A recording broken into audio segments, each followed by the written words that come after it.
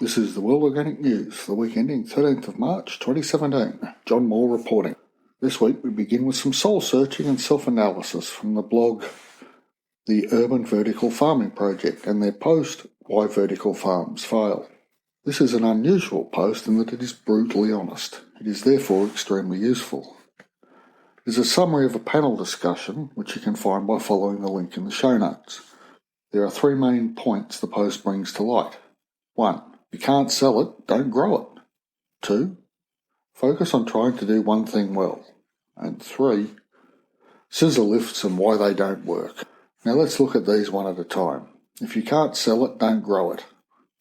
This is certainly the case when the growing system is seeds in one end and food out the other.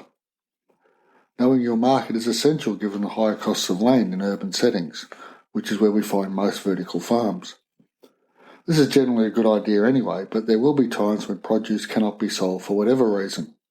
A plan B is essential. Now, traditional smallholding, unsaleable produce is generally turned into pigmeat of some sort. Depending on the produce, it can also be fed to dairy cows, dairy goats, beef cattle, sheep and or rabbits. Clearly this is not an option for most vertical farms, so correct market analysis is essential.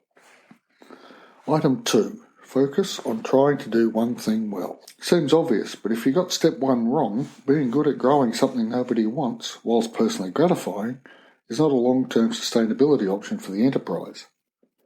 The blog points out that they are producing half a dozen income streams themselves at present, but are looking to specialise in just one. Be that providing seedlings for others, servicing restaurants or something else, the final goal is to specialise. I can see the sense in this and also the dangers. Growing vertically indoors removes the weather variations inherent in other farming systems. It does not remove the market fluctuations and food fashions. So I guess you make your choice and live with the outcome. Now, I know you've all been waiting for point 3, scissor lifts and why they don't work. I'm afraid you're going to have to click through to discover why this is the case. Links, as ever, in the show notes. Now we move from a production method that attempts to control as many variables as possible to one which attempts to work with variables and create a surplus through them. I'm talking about permaculture and a post from Mortal Tree entitled Orchard Understory. Provides a list of companion plants for orchards. In permaculture, the idea is for each plant or animal in the system to provide at least 2 services. Bees, pollination services and providing honey. Apple trees providing apples and blossoms for bees, and windfalls to feed pigs, and so on. The interlocking of species, services and returns is one of the keys to the philosophy.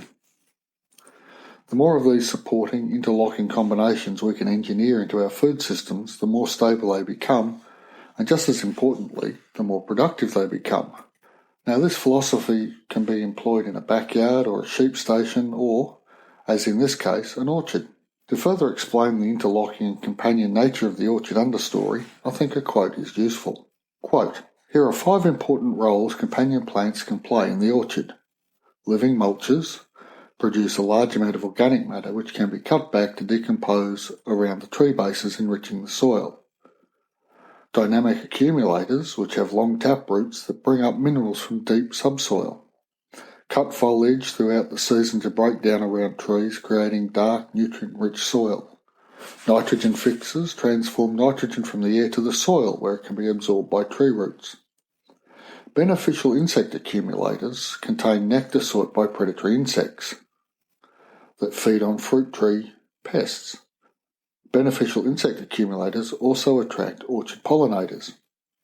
Pest confusers have bitter aromas that deter and confuse insect pests from eating fruit." End quote. The level of detail is impressive. The outcomes are too. Remember the word permaculture is a blending of permanent and agriculture, and also that counterintuitively, the more complex the system, the more stable it becomes. So we have seen 2 different approaches to food production this week. One attempts to control for as many variables as possible, and the other tries to create as many variables as possible and fallback systems within each system so that it can handle change. I lean more towards the latter, but I can see the place for urban vertical farming. Maybe we need both systems. And that brings us to the end of this week's podcast. If you've liked what you've heard, could you please follow the link in the show notes and vote for World Organic News in the Australian Podcast Awards? Thanks in advance. Any suggestions, feedback or criticism of the podcast or blog are most welcome. Email me at podcast@worldorganicnews.com. Thanks for listening, and I'll be back in a week.